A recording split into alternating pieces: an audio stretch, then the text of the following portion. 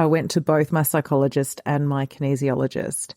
And both of them, obviously without speaking to each other, both said, I think you should go home and Google narcissistic personality disorder. I think you'll find some useful information there. And I was reading it going, oh, my whole body, just all these cogs fell into place. And all I could think was, how did you not see this? How did you not get that this is what was happening? Welcome to the Radical Health Rebel podcast. I'm your host, Leigh Brandon.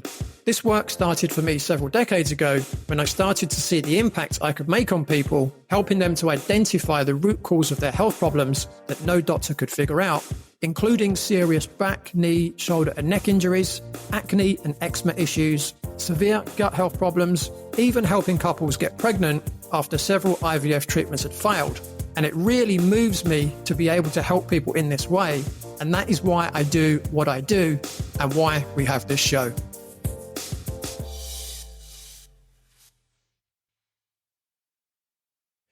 In this week's edition of the Radical Health Rebel podcast, I spoke with kinesiologist Amanda Kate, and we took a deep dive into her own journey from one of abuse and ill health to one where she now helps other people overcome their own life challenges and regain their health.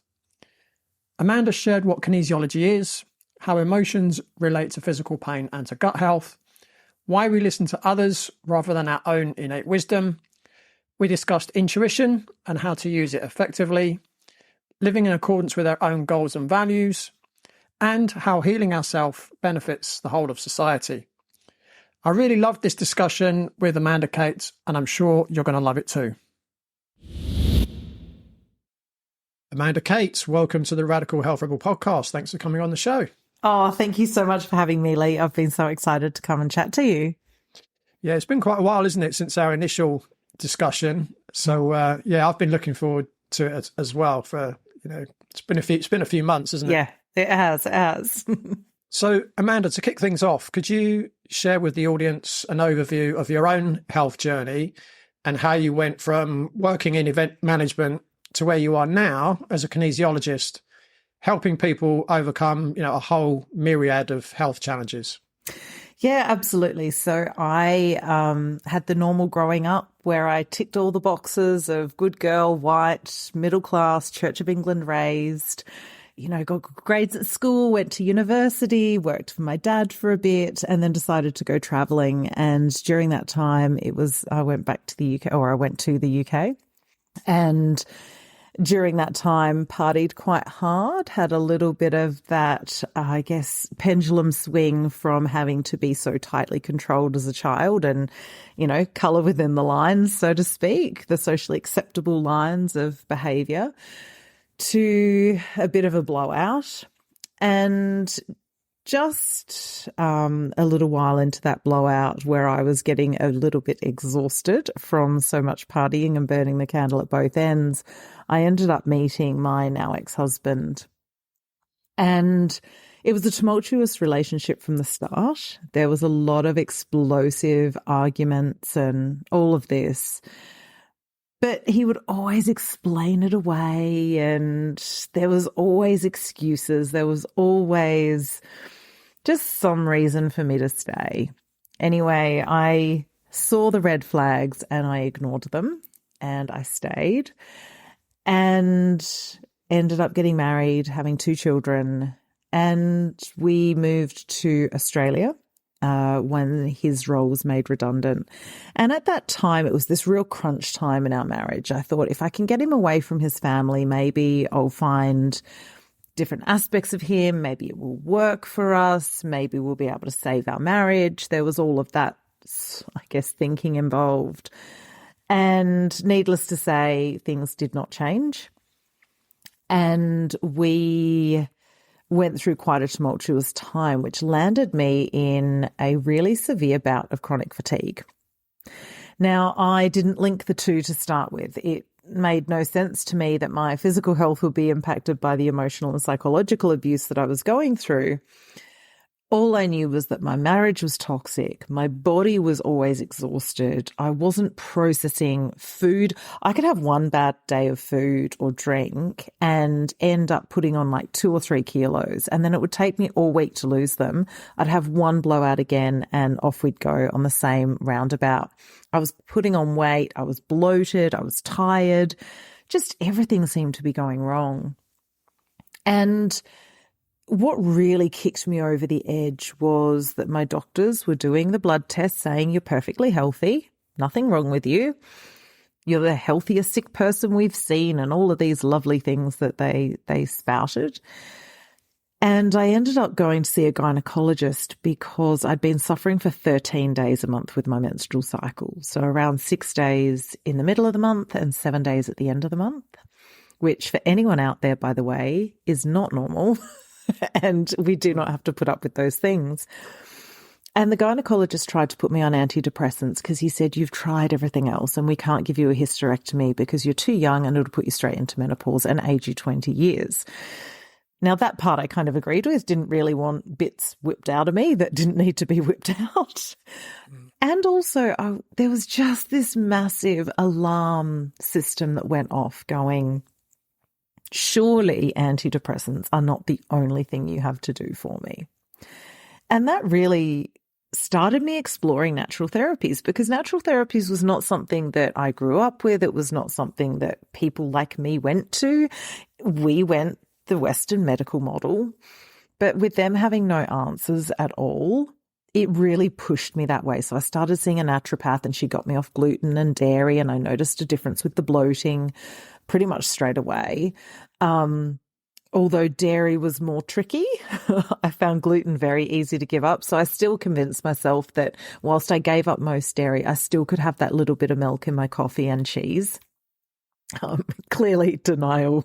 It took me a couple of years to really go, yeah, no dairy at all. But in changing some of those things, I noticed that there were changes in other areas of my life. So just by changing that dietary stuff, like I say, the physical bloating, the weight gain, all of those sorts of things seemed to settle a little bit, but also some of the fatigue started to go. And I thought, okay, if I can manage this stuff through diet, great, because I really don't want to be on any drugs. And literally I took one of the antidepressants and threw them in the bin, by the way, just for the rest of that story, because I went, this just doesn't feel right.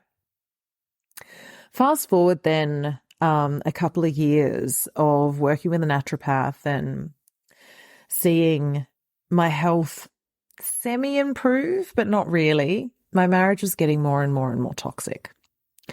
And there were just stupid blow-ups, big arguments. I was starting the drama as much as he was, because when I didn't start the drama, there was no connection between us at all. And it was almost like I wanted to feel like I existed. And so if he wasn't arguing with me and he was ignoring me for a couple of days, I would go in and start the drama and start the argument to try and get something just to prove that I existed. Which, again, now that I look back, I can see all of the warning signs, all the red flags. Anyway, got to the beginning of 2015 and I just completely fell apart. I felt like an empty shell of a human being. I felt like I shouldn't have even been here. I was depressed. I can see that now. I didn't put it together at the time because I was like, I'm not depressed. I'm fine. I'm just struggling with life and crying and feeling empty. And I got a mental health care plan because I thought, well, I'm broken. I need to fix myself to save my marriage. And when I rang the psychologist that I wanted to see, because she worked in a mindfulness way and she worked with assertiveness and in a bit more of a holistic way, the receptionist said to me, look, we can't get you in for 4 weeks. The mindfulness course doesn't start for 6 weeks. So you're going to have quite a gap, and it sounds like you're under quite a bit of stress. Who's got your back? Now, in that question, I just burst into tears because I said, nobody. I'm holding up this house of cards and I'm crumbling. There's not much left in me. But for a receptionist to be the first person to ask me about my relationships blew my mind. And she then said to me, have you thought about kinesiology? And I'm going, I have no idea what that is. Book me in. Let's give it a go. And in that very first session, the kinesiologist said to me, you have no idea how emotionally abused you are, do you? And I was like, oh, that makes sense in this relationship and this relationship and this relationship. But it took another 4 months for me to actually realize that my biggest abuser was in my bed. It took me then another, I think it was 8 months from that first session to leaving the marriage. But within 6 months of that very first session, 6 months to the day, actually, I was sitting in the classroom going, I have to learn about this kinesiology stuff because it has changed my life. Even though I hadn't yet left my marriage, I had changed. And I was starting to make that connection between my physical health and the abuse cycles I was suffering at home. And that control and coercion and manipulation, all of those things. And the catalyst for me leaving was actually the first week of January in 2016. I went to both my psychologist and my kinesiologist, and both of them, obviously without speaking to each other, both said, I think you should go home and Google narcissistic personality disorder. I think you'll find some useful information there. And I was reading it going, oh, my whole body, just all these cogs fell into place. And all I could think was, how did you not see this? How did you not get that this is what was happening? But the reason was it was my normal. So I didn't see that it wasn't normal because it was something that I had lived with for so long. And it started so insidiously. It was just like this, cancerous growth that started, with 1 cell and then 2 and then 4 and it just grew and grew and grew until, there was just nothing left to save. And you can't save something if you're the only person working for it. So I got out, but it was a beautiful gift. In that it helped me find kinesiology, and then from there my archetypal life coaching, and goodness knows what else I've studied since then, because the more I know, the more I realize I don't know, and the more I want to know. Yeah.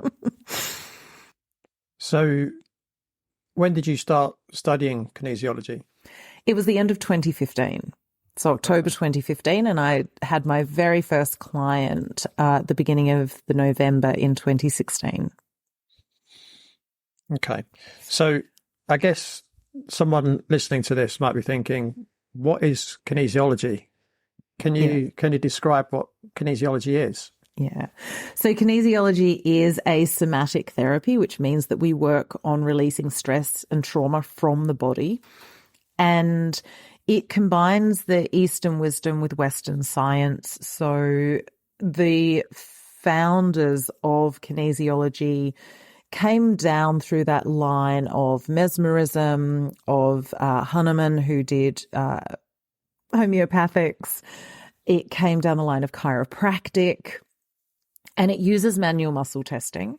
So if I do it online, I do the manual muscle testing on myself by tuning into the client's energy field. But if we're in person, I use their muscles to test. And it bypasses the conscious mind and gets into what's happening in the subconscious.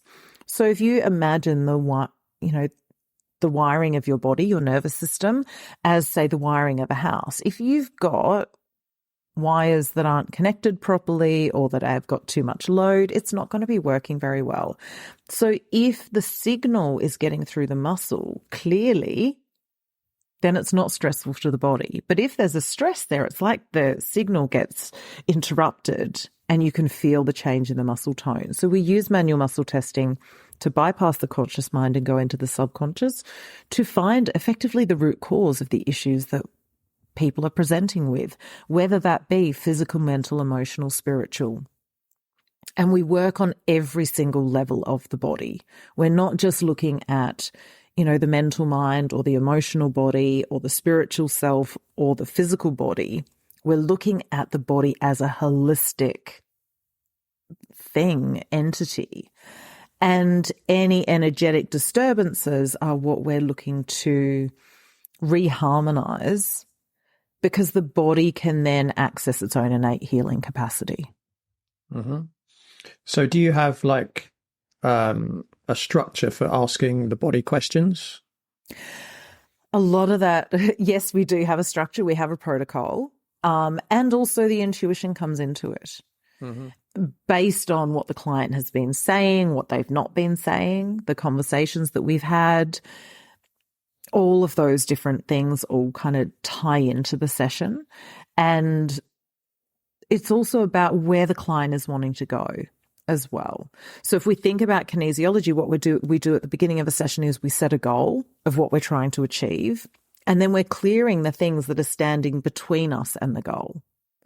So whether that be belief systems or things in the physical body or chemical imbalances or nutritional imbalances or physical imbalances, whatever it is, they're the things that we're cleaning out, so that then that goal becomes easier for the human being to move towards.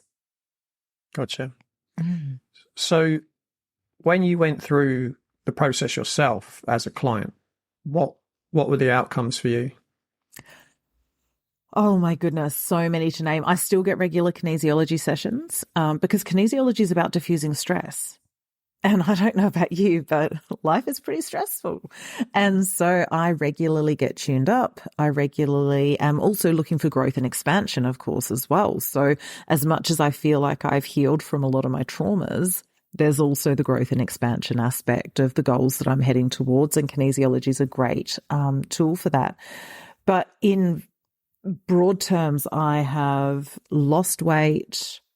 I have lost emotional weight. I've gained an understanding of the childhood traumas that set me up for entering an abusive relationship. I've understood the stories that I was carrying about myself, about other people. It has been so multifaceted. I've reconnected to my spiritual self in a way that I both knew was possible and also felt very far from achievable at some points. I am very, very connected to my physical body. So I can feel, in the gym this morning, I was at Pilates and there was a couple of exercises that we did that didn't feel good for my body. And so I was making sure that I was using my hands to help the machine move through it so that my body was less stressed. And I take that pressure off myself. A few years back, I would have just fought through it and made myself do it and battled on, so to speak. But I know my body now. The other thing I think is also, I can recognize when I'm out of alignment so much better, and I know what to do to bring myself into alignment. If I haven't had enough time in nature, if I've been eating the wrong things or too much of the wrong things, because let's face it, everybody is different, and there are a few things that really do not agree with my body. And there are some things that sometimes do and sometimes don't agree with my body. And so again, it's recognizing all of those and being able to tune into that, recognizing when I don't sleep, okay, what are the patterns that have led up to me not sleeping? Because that's one of my big telltale signs of stress. It's also taught me how to rest, because I've taken the guilt and the shame away from rest and beingness. Mm-hmm. And so there's a grace and compassion that I have for myself that I never knew I could have had before. And to go back 8-10 years, I hated myself. I would catch sight of myself in a mirror and want to smash it. I couldn't stand the sight of myself. I hated being in my body. And so I'd do anything I could to leave it. Physically, mentally, emotionally, I just didn't want to be there. And so I'm embodied now. I can be present in my body and not have side effects or effects from that. So the range of what it's given me has been so insanely multifaceted, and it's improved every area of my life. Mm. Yeah, it's interesting. I'm just thinking back to, when you came to the UK and you had a real kind of party time. Yeah. Looking back, do you think that maybe that was also trying to escape? Oh, 100%. Absolutely.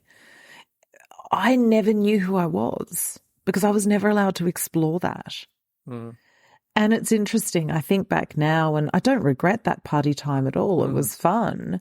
And also I know it was still a trauma response. I went from this tightly constrained thing to somebody with absolutely no boundaries. And that wasn't me either. And then I couldn't find me because I went into a controlling, manipulative relationship. And it's only really been since I left the marriage and bought myself that space that I've started to work out who the hell I am in this world. So who are you? Oh, still discovering it. I guess it's recognizing that I'm that soul in the body, having a human experience, that we are all spiritual beings, that we are all messy as hell. And the more we can love and accept our divinity and our messiness, the easier our human existence becomes. Yeah, I love that. Love that. So gonna ask you a question about something that's of real interest to me. I know it kind of comes into my own work quite a lot as well. But in your view, how do emotions impact physical health and perhaps physical pain? Yeah, do you know, one of the most incredible kinesiology sessions I had was in our 7th class, and I remember it so vividly. We were in a group of 3 and we had to, we were practicing on each other, and so we got to be client and practitioner through it. And my left shoulder had been playing up for probably 18 months. I'd had scans for bone spurs and all sorts of stuff, and nobody could figure out what was going on. I was working with a PT. I was doing all this stuff.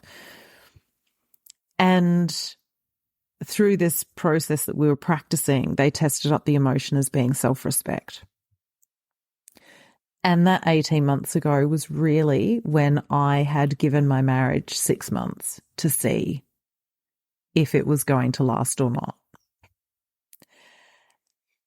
And so the emotion of self-respect was related to me not giving myself that self-respect, not trusting myself, and not taking action when I knew I needed to. And I sobbed literally for about half an hour. I could not stop. It was just like I'd opened the floodgates and the tears came. And I didn't have shoulder pain again until my grandfather died. But we hold grief in our shoulders, so on that lung meridian. And so that was the only time that I've really had shoulder issues since. The emotions, what happens is we are so used to, whatever gender we are, we have a specific way that we are supposed to react. We are supposed to be in this world. Can't show too much anger. You can't show too much sadness. You can't show too much of anything. You show too much emotion or too little, and it's all wrong. And there are some socially acceptable emotions and others not. So pretty much everything else we try and suppress. And so I was just this big volcano of suppressed emotions that I was trying to hold in. And so that all comes spurting out, however they came spurting out, usually inappropriately. But what happens with those emotions when we're denying them, when we're suppressing them, repressing them, whatever it is, they get somatized in the body. They get solidified and stuck in the body. And they interrupt the vibrational patterns. And so as those emotions are then, I guess, building up, it's building up pressure. And that pressure then creates pain, it creates imbalances, it creates disharmony, and it creates that lack of wellness. And so that emotional suppression, almost all of my chronic fatigue, physical pain, everything that my body was going through stemmed from emotional and psychological abuse. Yeah. And do you see a link between emotions and gut health? Oh, 100%. If you just listen to our language, I've had a gutful. I can't stomach that. That's giving me the shits. Straight away. Even if you're saying, I just need a bit more nurturing, the stomach deals with nourishment and nurturing on all levels. on digesting what's going on around us. I can't digest that. I just can't take in anymore. It's that stomach meridian.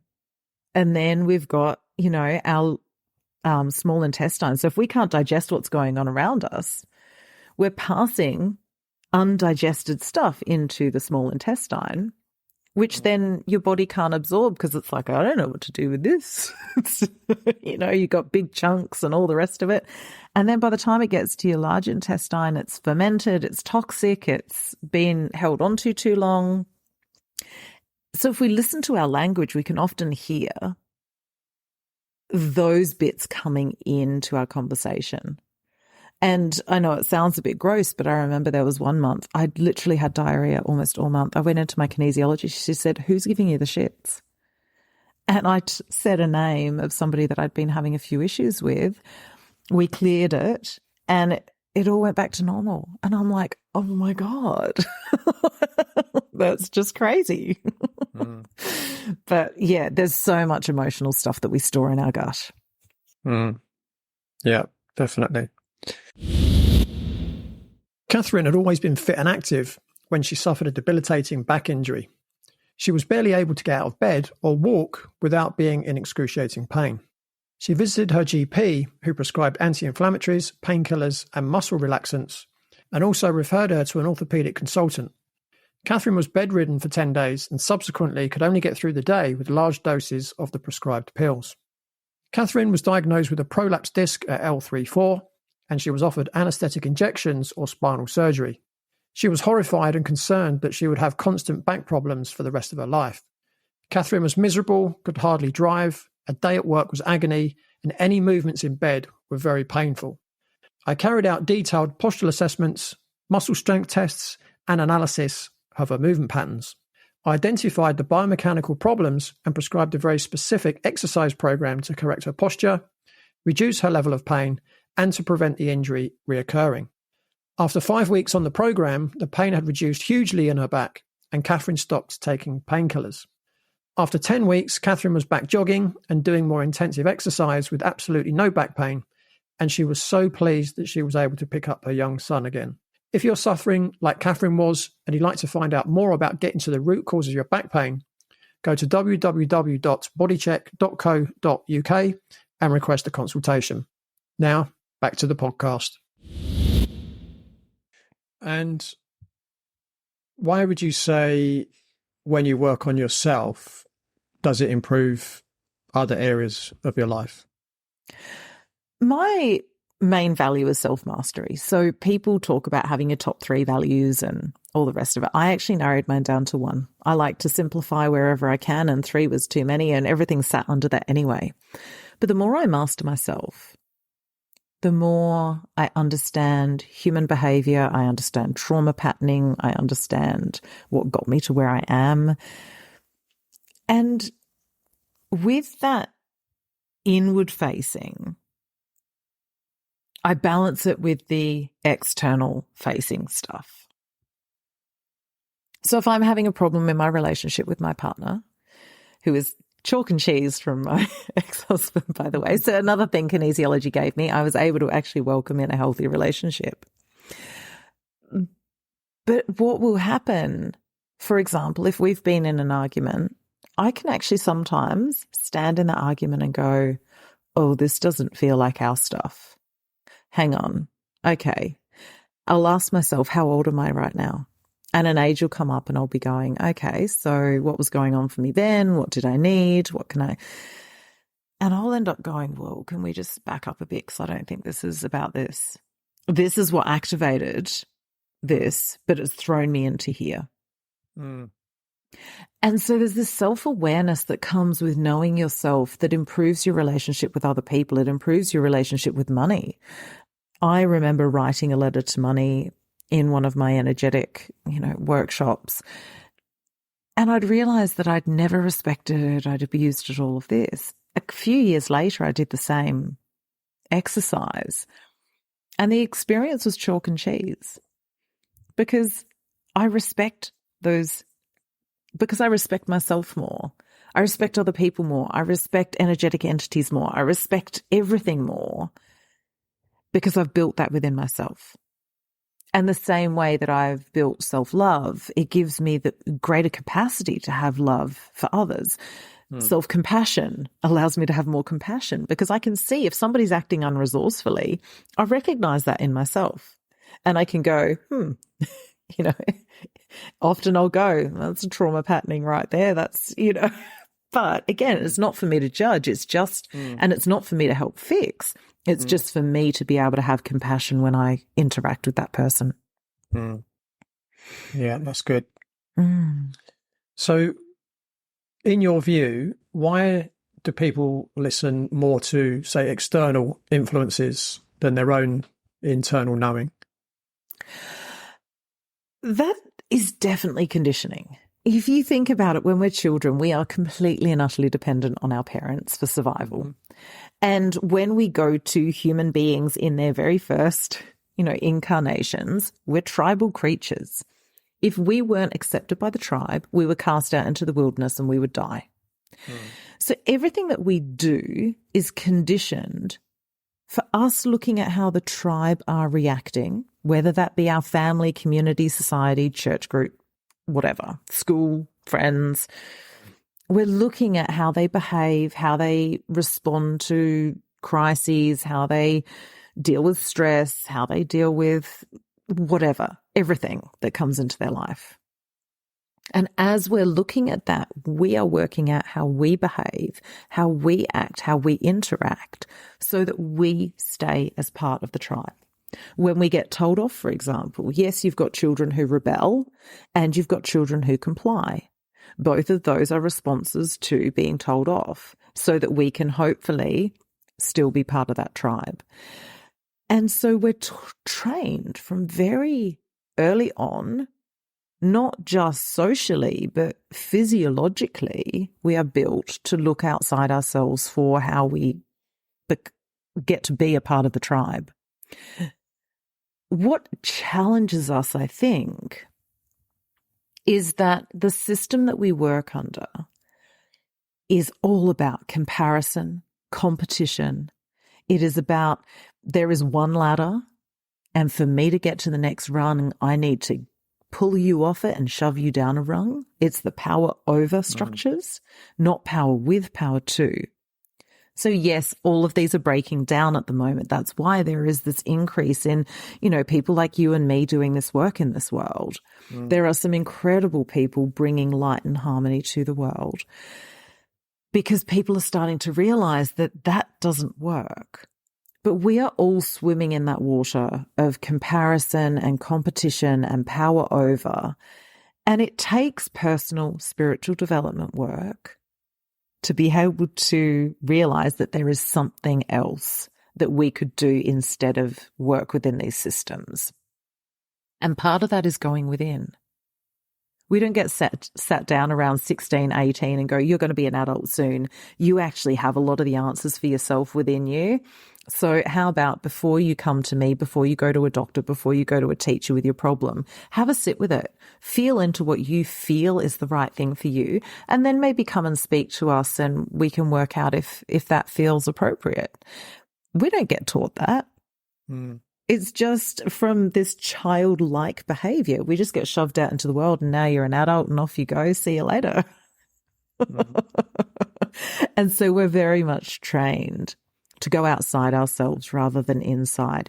If I'd gone in more and trusted it, because I knew the red flags, I saw them. I just didn't trust myself enough to act on them because I'd placed all of my authority outside of myself. Yeah, it's interesting because, when I look at that kind of situation, people looking for external gratification or validation, and I've kind of worked on this a lot with clients myself, and it's generally people seek that external validation, gratification when they're not giving it to themselves. Yeah.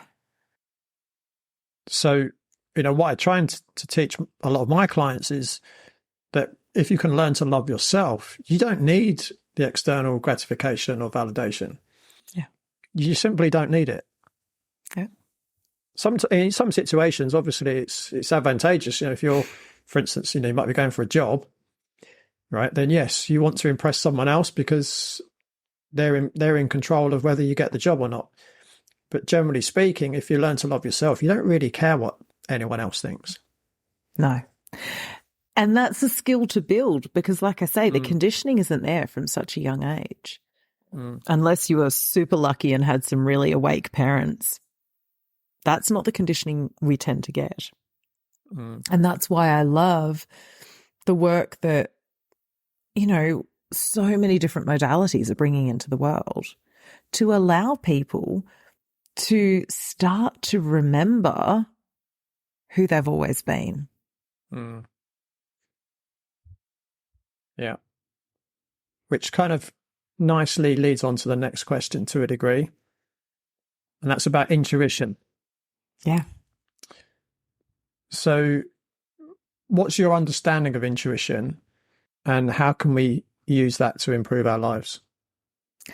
Absolutely. Look, intuition is the way that we see, feel, hear, touch the world around us. And we can gain intuitive messages in so many different ways. Everybody has different senses that they use to navigate the world. So the senses, as I speak about them, are the clair senses, which are psychic senses, but call them intuitive capabilities, whatever works for you, vibes. There are some times that we just know things. Something drops in a mail slot in our head and we go, I don't know how I know that's true, but I know that's true. That's claircognizance. Clairvoyance is the one that people talk about the most. That is clear seeing. But it's not always that we're going to see dead people or whatever else. It's that we see signs, we see symbols, we see patterns, connections. And they mean something to us. Sometimes it can be that you see spirits as well, but it's not always. It's about what you're gaining through that sense. Clairaudience is our clear hearing. That's when you turn on a song on the radio and you're like, oh my God, I needed to hear that message or I needed to hear that song. We then have clairsentience, which is clear feeling. And that is just, when somebody walks in the room and they're angry, we feel it. As much as we may see the body language, we can feel that energy. And it's that clear feeling. It's feeling the things around you. It's feeling the intuition. It's feeling the signs and symbols that are being sent to you. And then you have clairsalience and clairgustance, which is clear smell and clear taste. So sometimes, if I smell fresh coffee beans, I often know my grandmother's here in spirit. For me, the clairsentience, I will feel my grandfather's hand on my shoulder from when I used to go and I'd fill up his glass of red wine when he was still alive and hand it to him while he was cooking the barbecue, and he'd put his hand on my back and we'd have a little chat. And that's how I know he's here. And so there are different ways that we can tune into these messages, these symbols. And the more we open to it, the more we practice with it, because we all have the capability to use these senses in such beautiful ways that help to guide us. I often, if I'm feeling lost, if I'm feeling confused, off path, whatever, if I'm struggling through a day, I'll just say, okay, guys, show me the way. Show me the next step. And then I take a minute, I take a breath, and I do the next thing. Whatever that is that comes into my mind. Sometimes it'll be journaling. Sometimes it'll be take the dog for a walk, have a glass of water or breathe. Always an important one. You haven't been breathing properly. Do a few deep breaths. Get yourself back in alignment. So there's lots of different ways that I use my intuition. And I think the more that we can play with it and have fun with it, an easy exercise I tell people to do is if you're heading out for lunch, and, you sit in a cafe or whatever and you go, okay, this is what I really, really feel like. Don't order it, get something else and see how your body feels. And then the next day you get what you wanted, or that your body went, oh, I really feel like that. And you went with it. How does your body feel? We all know that feeling. And so it's playing with it, practice with it. What will be in my highest good right now for me to be able to benefit myself in the world at a much higher level. You ask questions like that, and all of a sudden these little signs and symbols come into you. And if you follow them, it's incredible what your life brings. Yeah, it's interesting. In January of 2020, my intuition said to me, we're being scammed here. This isn't going to end up good. As soon as I started seeing people in China falling on their face, my intuition just said, uh-oh, this is not good. I didn't quite realize the extent to what was going to happen, but I knew long before 2020 that the pharmaceutical industry were planning to mandate a vaccine for adults. I'd known that for a long time. Yeah. So maybe that influenced my intuition a little bit. But as soon as I saw those pictures in China, I'm like, uh-oh, something's up. Something's going on here. Yeah. Yeah. So that's, intuition can warn you sometimes of making a bad decision. Yeah. And sadly, a lot of people have made some bad decisions in the last 2.5 years. Absolutely. I remember saying to my partner in that January, because it didn't really hit Australia until the March, and I said to him in the January, something is about to happen. It is going to change the face of the planet forever. I said, I don't know what it is. It's big. And when coronavirus started, I was like, oh, storming a teacup. It's just the flu. Like, seriously, everyone, because I'm just going, it's not a big deal, like whatever. And then it turned out to be, a big deal in terms of the disruption it caused. But we got to March and in our first lockdown, and I said to my partner, that conversation we had back in January? I think this is it. Yeah. It was interesting. I mean, I think there was probably a part of me in denial that this could happen in my lifetime. Oh, yeah. What's been going on? But it's still in the back of my mind. I thought, whatever's happening, it's just not good. Yeah. So that, that's one way in which it can be really useful. Absolutely. One way in which my intuition works, and this is in a really strange way, and I haven't quite worked out how it benefits me. Maybe it's just me practicing, but if I'm watching something on TV and someone asks a question, and it's normally around numbers, like they'll say, how many of this, or what year was this, or whatever. My intuition knows the answer before the person actually responds. And I would probably say I get it right 99% of the time. And part of me thinks, what a useless skill that is. But there's a part of me thinking, there's got to be a reason why I can do that. Yeah. I haven't quite worked out what the reason is, but it's that psychic and mediumship ability. So it's showing you that you have these abilities, that you have these senses that are there and ready to be developed. Now, how you want to use them, of course, that's a question that, would take some delving into. But again, the abilities that we can use, I just think are phenomenal. I mean, with clients, I get things drop into my head and I'll go, where'd that come from? But I'll say it and there will be such a breakthrough, such a massive shift.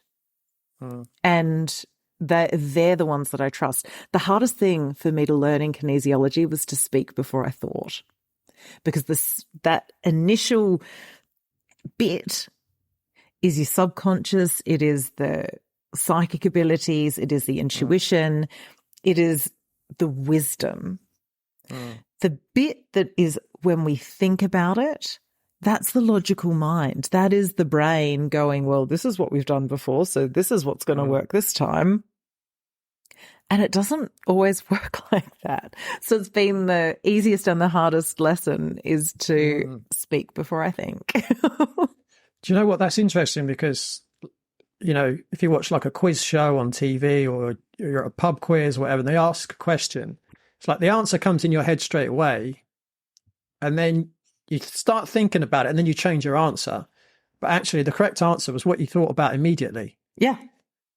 Right. I've found that for, long time. Since I was a teenager, I found that was the case. But just going back to how you can use intuition.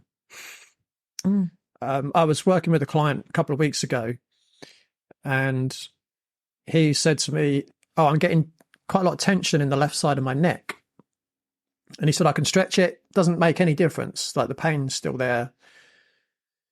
So my intuition went, well, that's not a physical problem. And then I said to him, just give me a few seconds here. And I just kind of zoned out.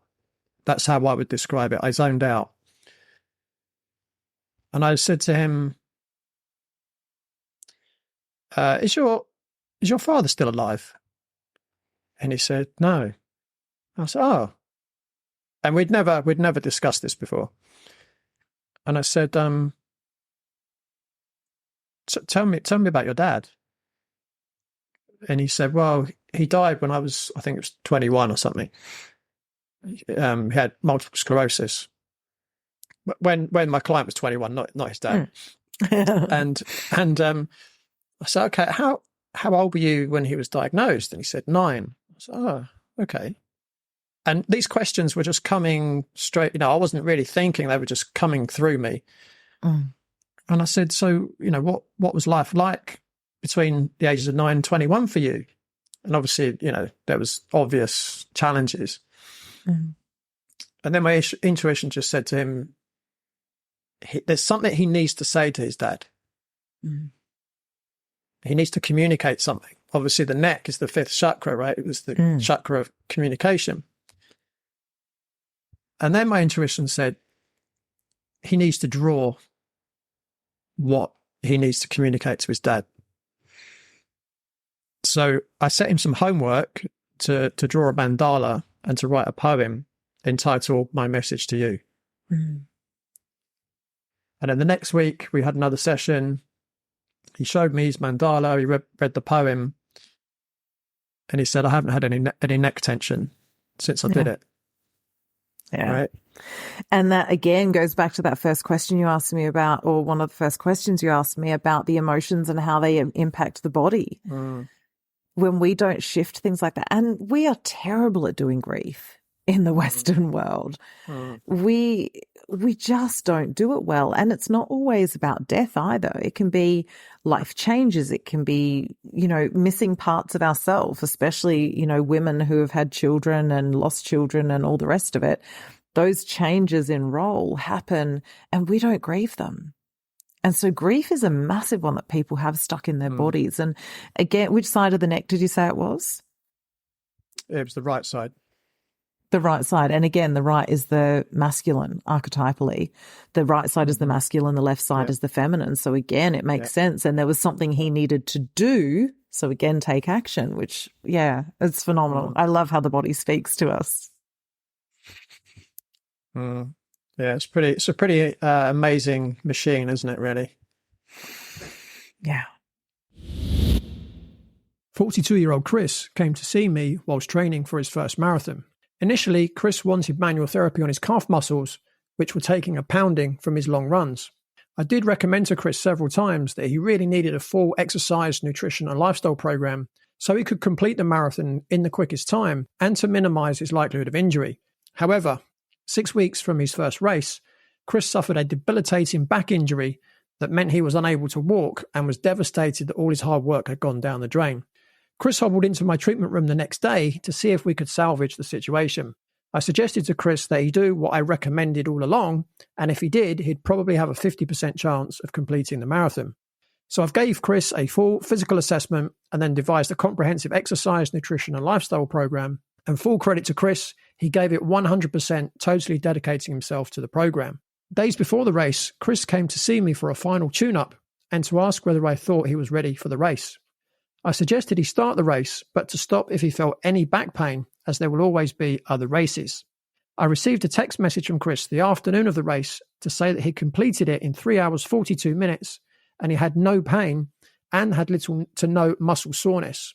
Chris has since gone on to run multiple marathons in impressive times.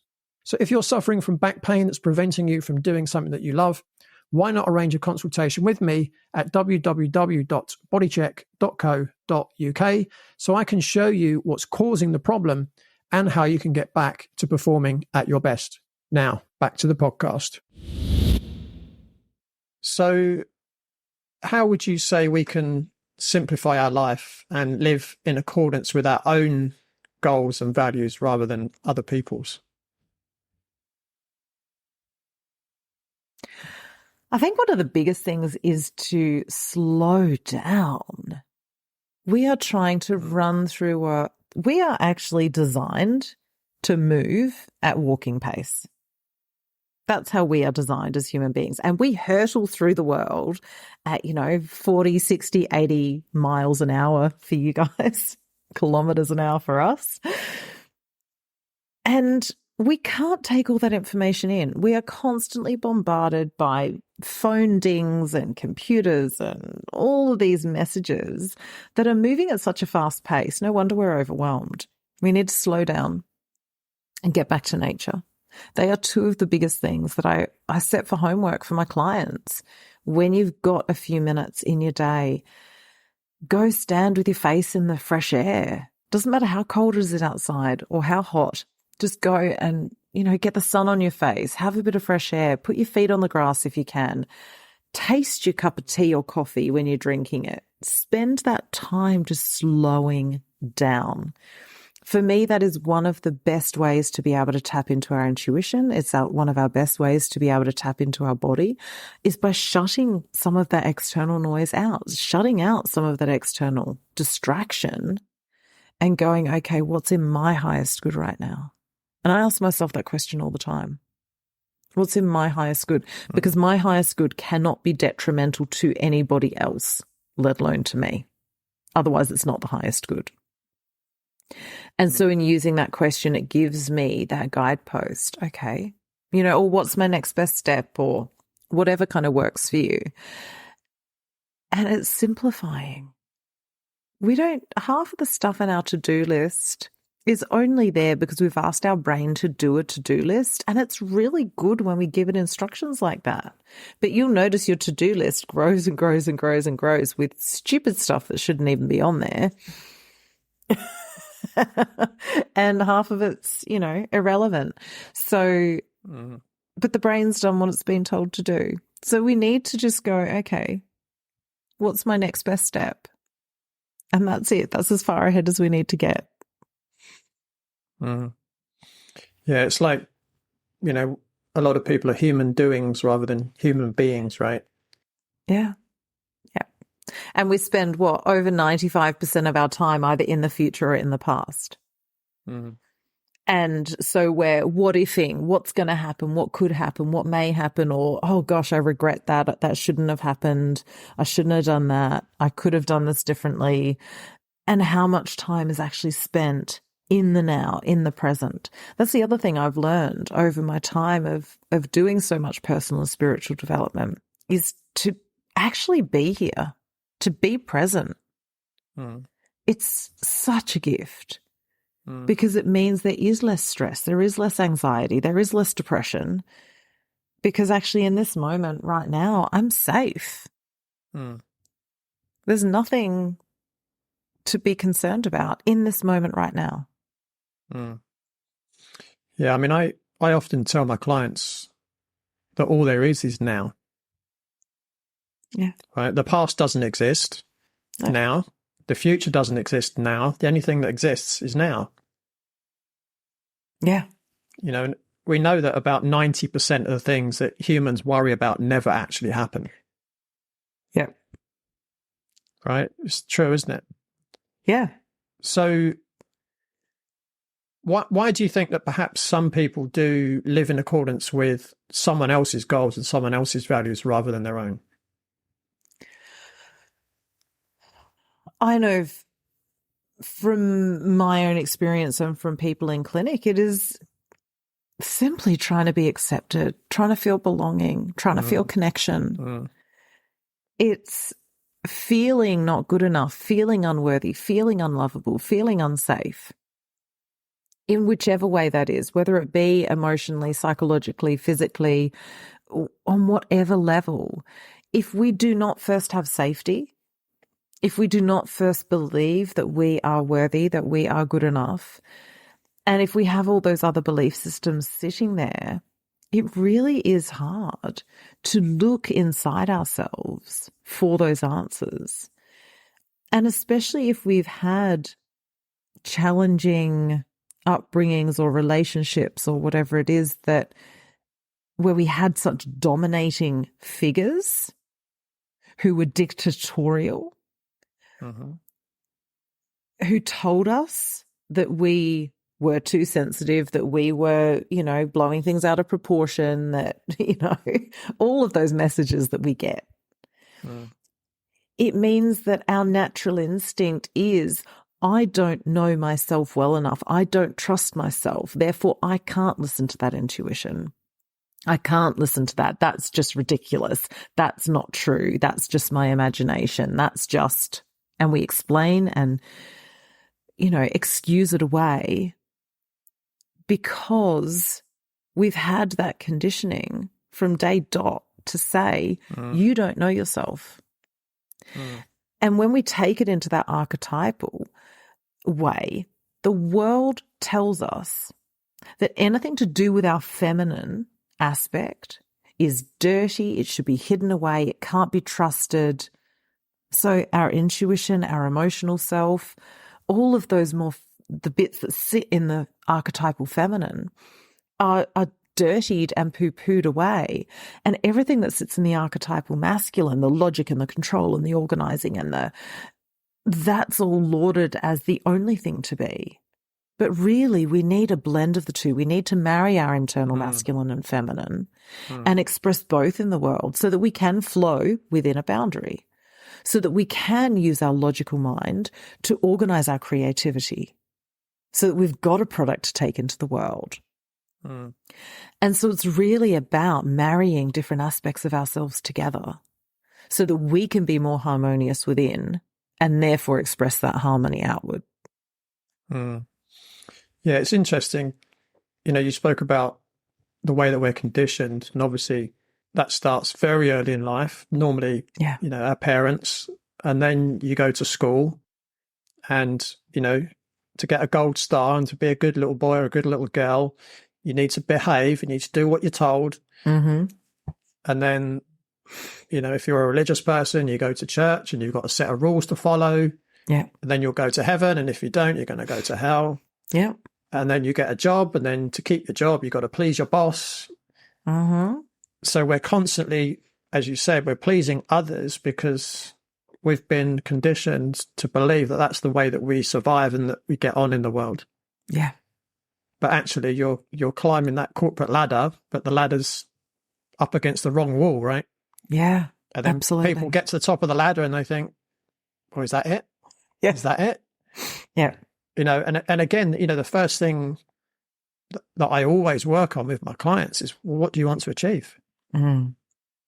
Because a lot of people don't take that time out and say, well, is it really, because most people chasing, they're chasing money, they're chasing a nice house, a nice car, big TV or whatever it might be.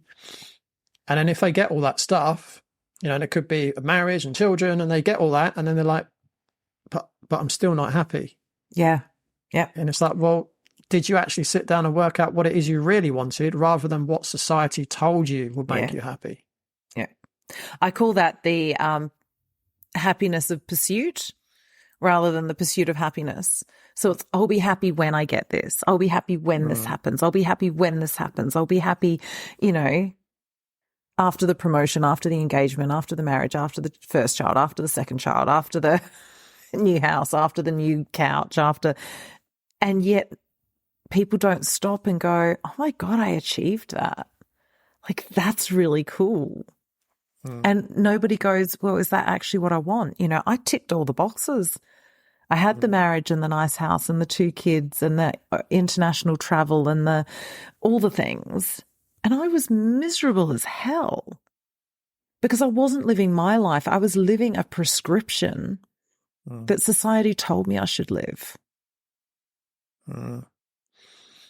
Yeah, I mean, I see it from a consciousness level that, people that are kind of living other people's goals and values are stuck in kind of an immature, childlike consciousness because they're still trying to please the parents, whoever the parents might be. It might be the boss or, the religious leader or the government or, their medical doctor or whoever their placing in the position of their parents, rather than actually becoming an adult at a consciousness level themselves and saying, well, what's my life actually about? What am I here to do?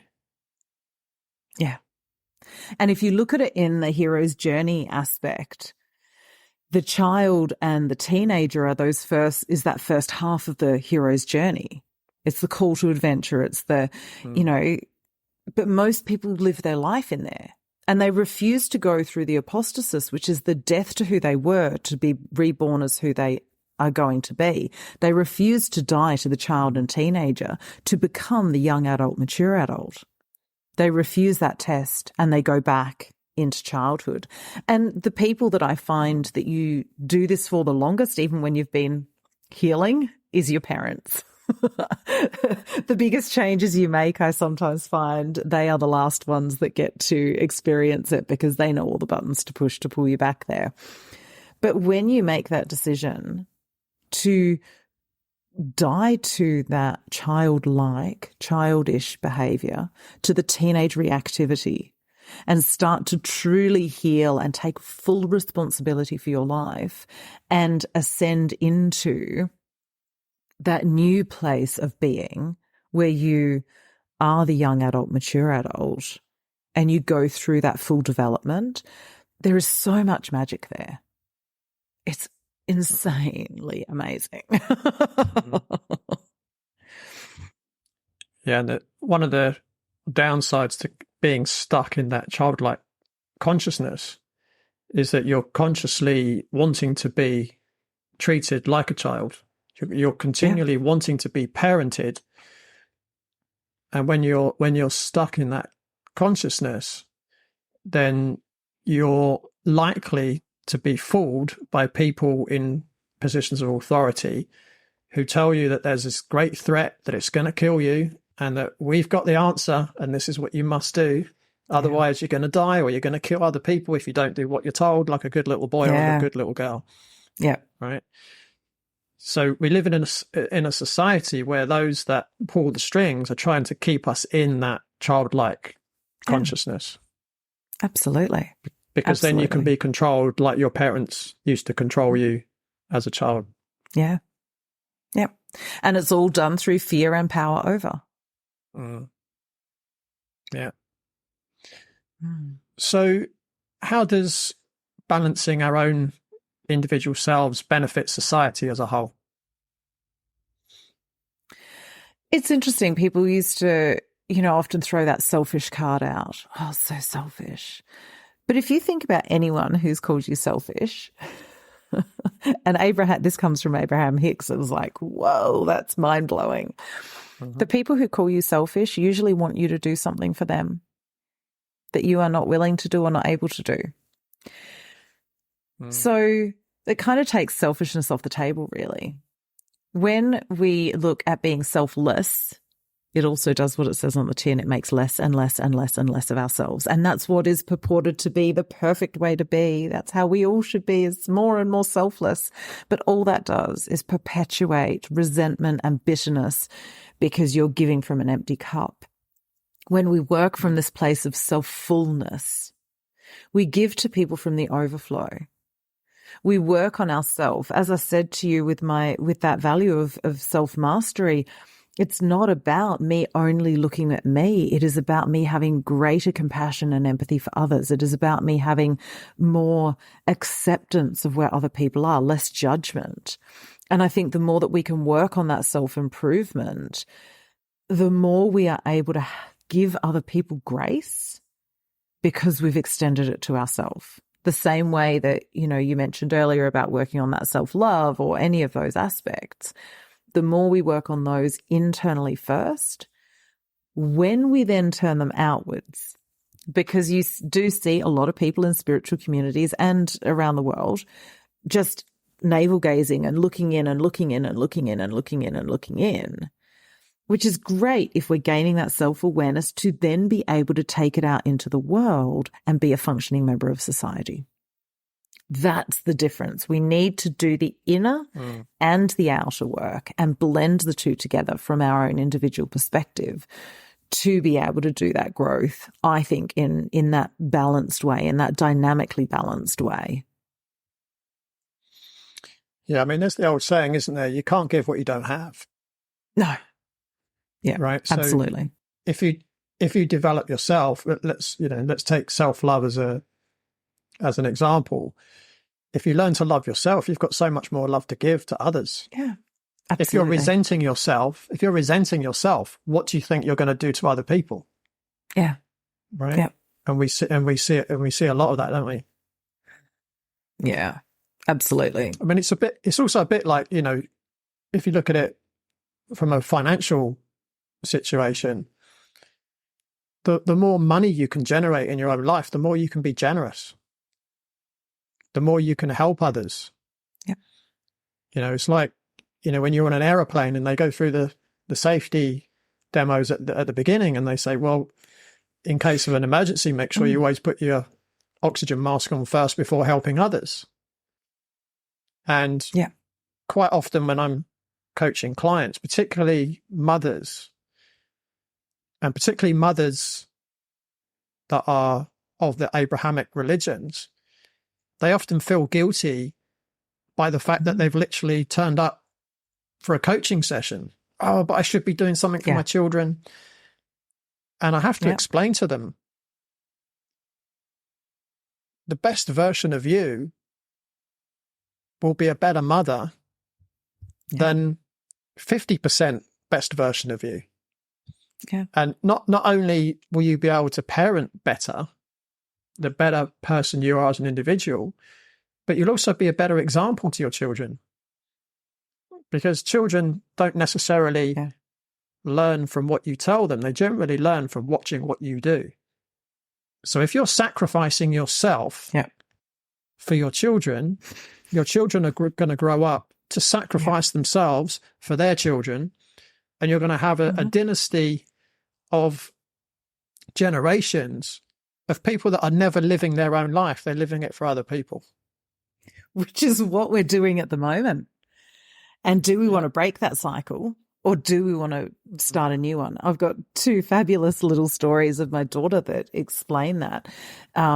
It was just after I met my partner, and my daughter was getting all upset. She's like, you love him more than you love us, and, going through a bit of that angst. Fair enough too. I'd had 2 years single. She'd not seen me with anybody else. I understand what she was going through. And I said to her, darling, I love you and your brother in completely different ways than I love my partner. And you two are still the most important thing in my life. And she went, no, we're not. You are. And I said, oh, darling, thank you so much for that reminder. You are absolutely correct. I am the most important thing. And then there is you and Josh. Because if I look after myself, then I can look after you two in a much better way.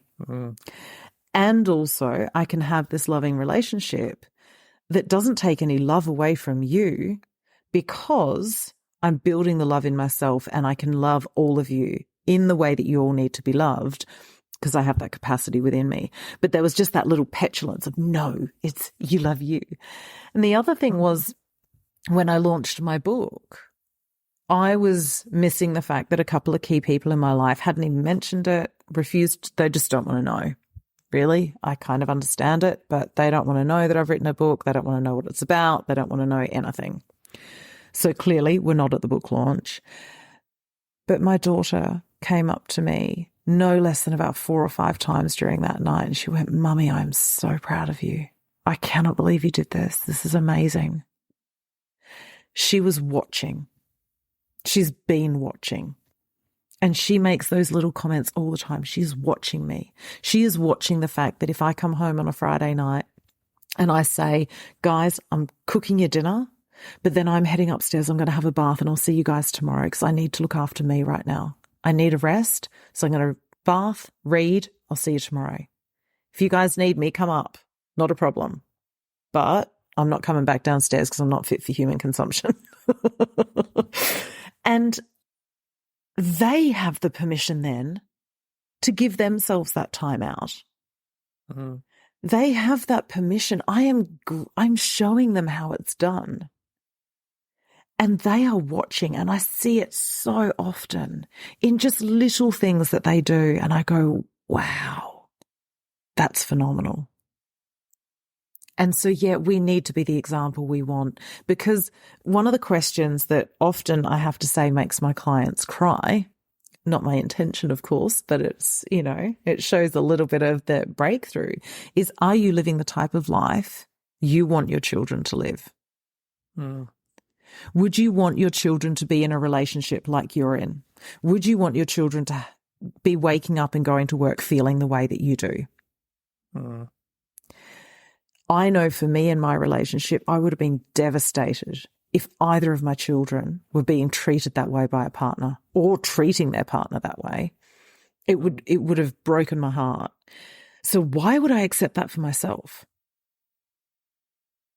The same with jobs that do not fulfill us. They suck our soul out of us.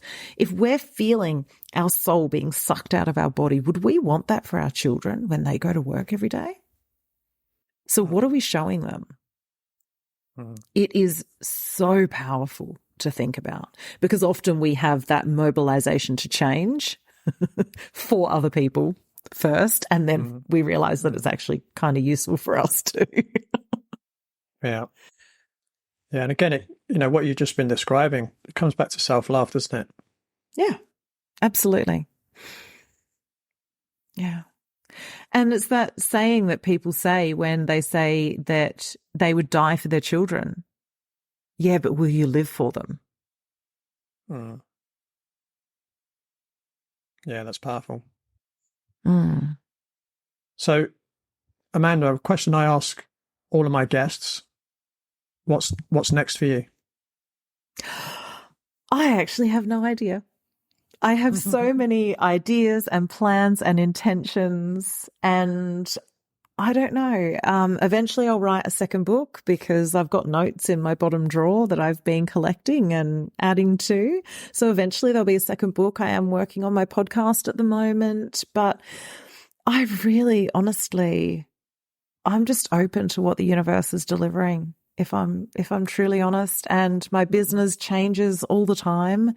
As much as I'm still coaching, the way I coach, the way I heal, the way I work with my clients is always developing, evolving, because I'm always developing and evolving. And so, yeah, the future is always uncertain and always exciting. So you're being rather than doing. Yeah. Yeah. Yeah. And Amanda, where can people find you online? So at amandakate.com.au, which is nice and easy, the .au obviously for Australia, and all of my social links are there. So it's easy just to have the one place to go to, and you'll find me from that. Cool. And do you want to give a shout out to your book and your podcast? Yes, the book and the podcast are both called Divine Messy Human. And Divine Messy Human is a spiritual guide to prioritizing internal truth over external influence. And it can be found on Amazon, Kindle, all the places online, pretty much. Awesome. Awesome. Amanda, I've really, really enjoyed this discussion with you. Yeah, it's been a great conversation. Oh, I've loved being here with you. I love your work, and keep shining, because we need you in the world. So thank you. And thank you for having me. Oh, pleasure. So that's all from Amanda and me for this week. But don't forget, you can join me same time, same place next week on the Radical Health Rebel podcast. Thanks for tuning in. Remember to give the show a rating and a review, and I'll see you next time.